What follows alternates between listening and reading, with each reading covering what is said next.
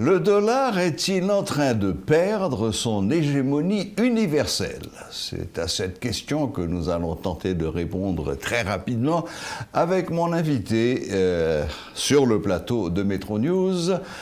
Bonsoir William Savary. Bonsoir Serge, bonsoir Métropole, bonsoir Haïti, bonsoir tout le monde.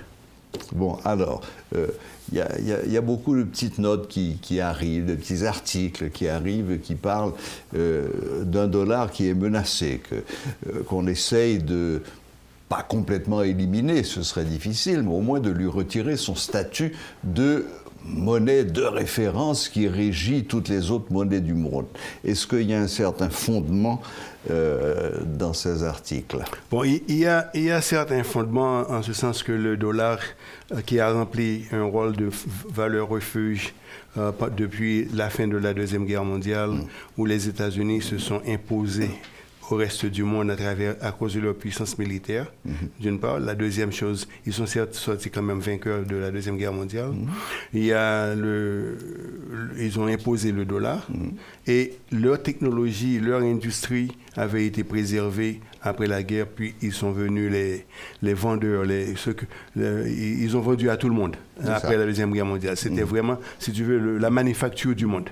Oui, et à travers le plan Marshall, ils ont permis à l'Europe d'acheter à crédit voilà. Ils ont donné du crédit à tout le monde. Et voilà. Maintenant, ça c'est au niveau de l'installation de l'hégémonie du dollar, les raisons, comment ceci s'est arrivé. Le lendemain de la Deuxième Guerre mondiale. C'est ça. Maintenant, bien sûr, il y a beaucoup de corroborus après, parce que quand même les nations qui se sont vues imposer la puissance américaine à travers, d'une part, la puissance militaire, puis la monnaie américaine, commençaient déjà à se bousculer, et certaines nations commençaient déjà à revendiquer la mainmise américaine, et tout ce qu'on veut.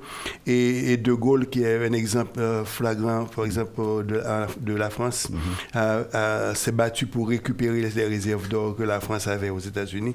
Donc, depuis ces temps-là, il y a toujours ce corroboru où les gens veulent se débarrasser de l'influence américaine ou diminuer l'influence américaine et de l'influence du dollar sur leur économie. Faisons une toute petite parenthèse. Vous venez de parler de l'or que la France de son or que la France est allée récupérer aux États-Unis.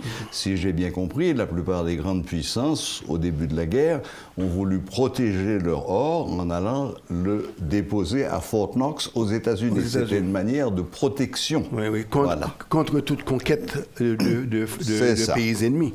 Donc les États-Unis étaient perçus comme une nation amie, donc les gens se sentaient en sécurité, en toute sécurité de placer leur or.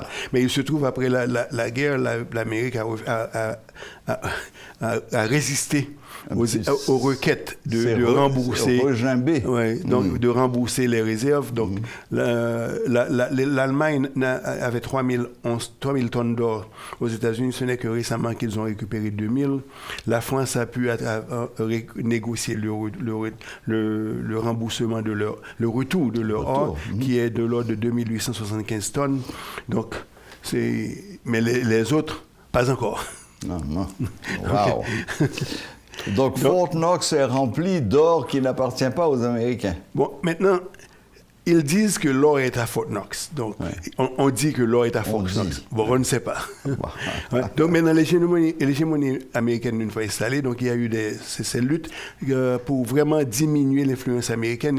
Et aujourd'hui, les attaques qui se font pour diminuer l'influence américaine, ce sont les attaques contre le dollar, ou l'hégémonie du dollar. Donc, si vous voulez, la dominance du dollar était telle que, par exemple, les denrées sont libellées en dollars. Donc, quand nous disons denrées, nous parlons de l'or, bien sûr, nous parlons du pétrole, qui représente des denrées stratégiques pour l'économie mondiale, parce que sans le pétrole, pour l'instant. Donc, nous avons ça. Et c'est vraiment la lutte pour diminuer l'hégémonie du dollar, en fait, a vu le jour, d'une part, avec les pétrodollars, parce que lorsque les pétrodollars ont été accumulés, les Arabes ont voulu transformer leur dollar en or. Donc, ils avaient, de même que pour les Européens qui vendaient aux États-Unis, qui avaient accumulé beaucoup d'or, beaucoup de dollars, ils ont voulu convertir les dollars en or. Donc, il y a eu une ruée sur les réserves d'or américaines. À ce moment-là, le président Nixon avait, en août 1971, découplé, décidé d'abandonner l'étalon or. Donc, et depuis, l'or fluctue librement. C'est ça. Et de 71 à 84, si on suit le coût de l'or, l'or est passé de $35 l'once à $680. De 35 à 680. En 10 ans. En 13 ans, oui, absolument. Waouh! Et aujourd'hui, le coût de l'or fluctue entre 1800 à $1 800. Donc, c'est très important de mettre ça en évidence. Heureux ceux qui auront hérité d'un lingot d'or de leur grand-père. Bon, peut-être, oui, peut-être non. Peut-être, il faut aussi signaler, par exemple, nous avons les graphiques de l'or, si vous voyez. Donc, là, nous commençons en août, 23 août, ça va jusqu'à 1800. Donc, c'est vraiment assez intéressant. Hein? OK, alors revenons à notre première question. Qui est-ce qui mène cette offensive contre le dollar principalement? Vous avez la Chine, parce que la Chine, quand même, aujourd'hui, veut libeller le pétrole que la Chine consomme et achète en yuan. C'est ça. Il y a la Russie qui veut libeller et vendre son pétrole, son gaz naturel en rouble. Il y a l'Iran qui accepte aujourd'hui l'euro au paiement pour son pétrole. Donc, il y avait la Libye. L'une des causes de la lutte du renversement de Kadhafi était effectivement la conversion de ses avoirs du dollar en euros et même convertir ses euros et ses dollars en or. Donc, ce sont les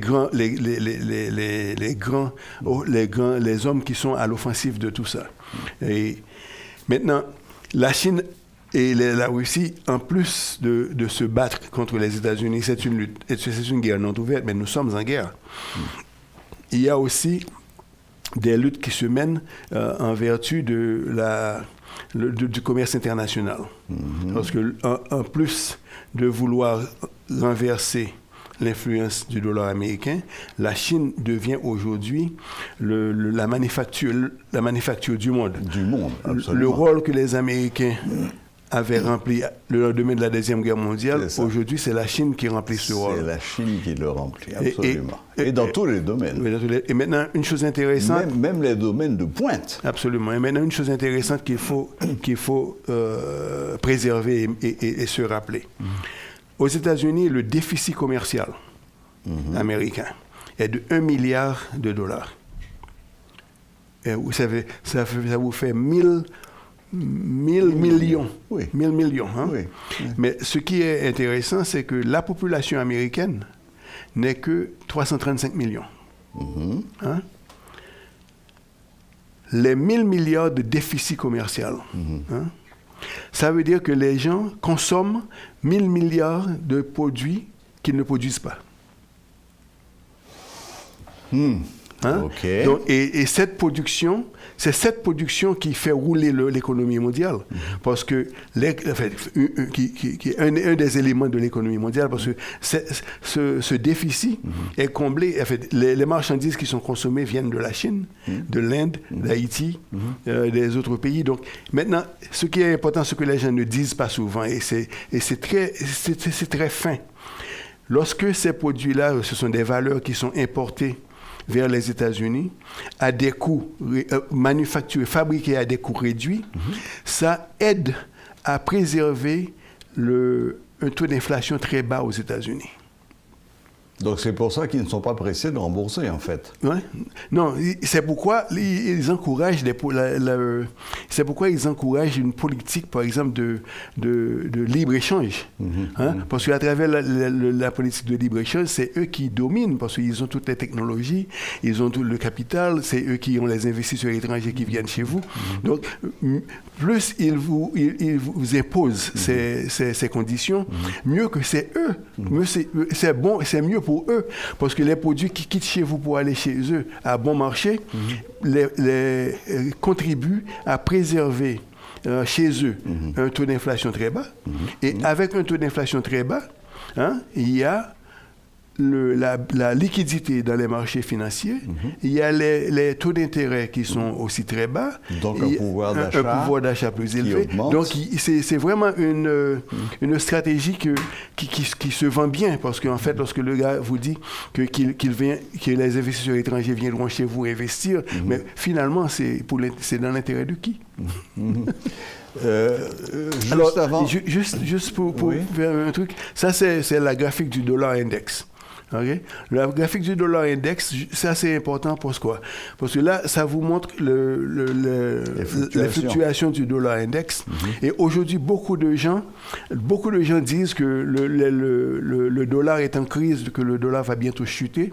C'est parce qu'ils regardent la graphique. Si vous voyez ici, il y a une consolidation qui se fait à ce niveau jusqu'à parvenir jusqu'ici. Le prix médian. Maintenant, il y a dans la théorie, dans l'analyse technique de la monnaie, cette formation est une formation qui indique qu'il y aura une dévaluation de la monnaie. Il y a beaucoup de gens qui présentent l'argumentaire que une dévaluation de la monnaie, du dollar est imminente. C'est en vertu de l'analyse graphique. Ce graphique. Si vous voyez par ici, de 75 à 2020. 15. OK? Donc, à partir de ici, il y a eu un breakout. Ici, ça s'appelle un breakout, où le dollar index a beaucoup chuté. Parce que là, ça vous donne, c'est passé de 120, 100 dollars, 105 dollars, 100 unités plutôt, qui représente l'index, à 130. Et l'index, c'est une relation entre un panier de monnaie qui est composé de l'euro, de British Pound, le franc suisse, yen japonais, le dollar canadien, les gars de l'Australie. Donc c'est vraiment... C'est ça. Beaucoup de gens se servent de ces graphiques pour projeter que le dollar, en vertu du mouvement du dollar index, que le dollar va bientôt chuter. Oui, mais enfin, une dévaluation ne veut pas dire nécessairement une perte d'hégémonie. Merci. C'est exactement là où l'on veut arriver. Parce c'est vraiment une interprétation caricaturale. Parce que les États-Unis, c'est vraiment une puissance impériale. Donc, les puissances impériales, qu'est-ce qui les concerne? Premièrement, ils vont militariser la mer, parce qu'il faut protéger les voies maritimes pour le transport des marchandises et le transport militaire. Ils militarisent la technologie, parce que c'est à travers la technologie que les armes sont créées. Ils protègent leurs frontières, parce que leurs frontières dépendent de l'extension de leur influence territoriale, parce qu'ils peuvent avoir des frontières physiques, mais il y a les frontières maritimes, il y a les frontières aussi qu'ils établissent en vertu de leurs relations avec d'autres pays. Donc, il y a tout ceci qui rentre en jeu lorsqu'on parle d'une puissance militaire. Donc, pour penser que les États-Unis vont se laisser substituer et le dollar disparaître, quand même, ça c'est une invitation à la guerre. Parce que les États-Unis feront tout pour préserver leur hégémonie. Et l'hégémonie américaine qui est basée sur la force militaire, c'est aussi cette même force qui supporte, qui fait que le dollar soit aussi important dans le commerce international. Et c'est sans doute la raison pour laquelle la course aux armements que l'on constate aujourd'hui n'est pas prête de s'arrêter. Non, absolument pas. Parce que la Chine en particulier est en train de développer ses forces navales de manière colossale. Mais il faut remarquer aussi que la Chine, en créant les îles artificielles autour de la mer de Chine... Et en voulant prendre complètement...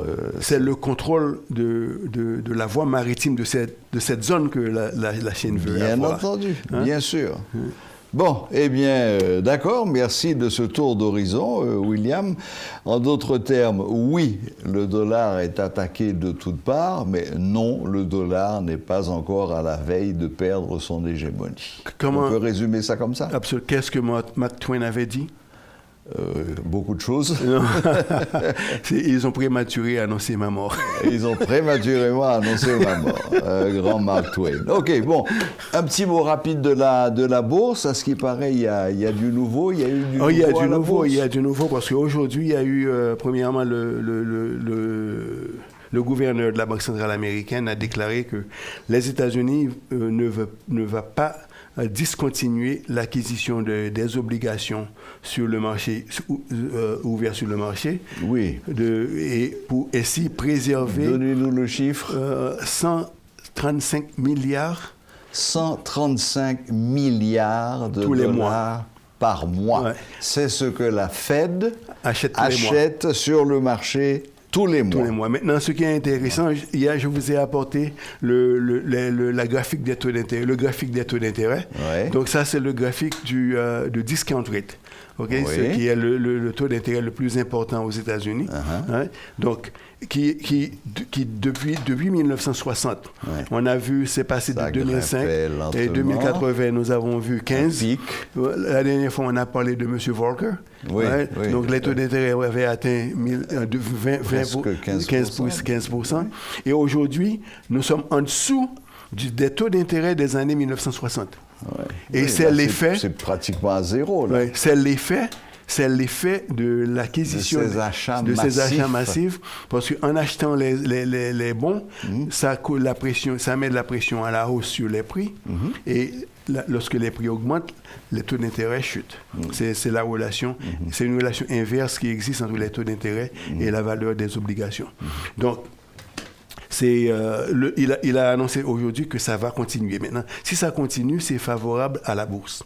Parce que ce que ça permet aux gens, ça permet d'une part, ça plutôt encourage les gens de ne pas acheter les instruments financiers à taux d'intérêt fixe, mais de placer leur avoir à la bourse. Et il y a tellement de liquidités et c'est favorable à la bourse, que la bourse continue de grimper. Maintenant, aujourd'hui, le Dow Jones a grimpé près de 241 points. Hein? Donc, le Nasdaq a à peu près 133 points et le S&P 500 est à peu près 39,40. Et des titres du Dow Jones, par exemple, le Disney World a grimpé de 3,50 $, qui a une augmentation de 1,98% pour la journée. Et il y a le presque 2% Boeing, en un jour. Oh. Boeing, que vous connaissez, qui est une entreprise qui manufacture les avions pour presque tout le monde. Et aujourd'hui, il a grimpé de 5 $. Donc, il est passé à la fermeture, c'était à 221 $. Donc, c'est une augmentation de 2,38 $, de 2,38% pour la journée. Donc, voilà l'effet de la déclaration du gouverneur de la Banque centrale américaine. Une simple déclaration. Absolument, qui implique des actions aussi. Évidemment, oui. Enfin, bon, eh bien, William, merci beaucoup. Merci de cet éclairage. On comprend encore un petit peu mieux maintenant tous ces mécanismes qui sont quand même très complexes. Bon, on essaie de les réduire et le mettre dans un langage. Progressivement, on va continuer sur cette voie. Merci William, bonne fin de journée, bon week-end. Merci à toi aussi. Et à bientôt. À bientôt. Voilà, c'était William Savary, économiste et fondateur du Haiti Stock Exchange, qui nous tenait au courant de ce qui se passe aujourd'hui dans le monde contre le dollar.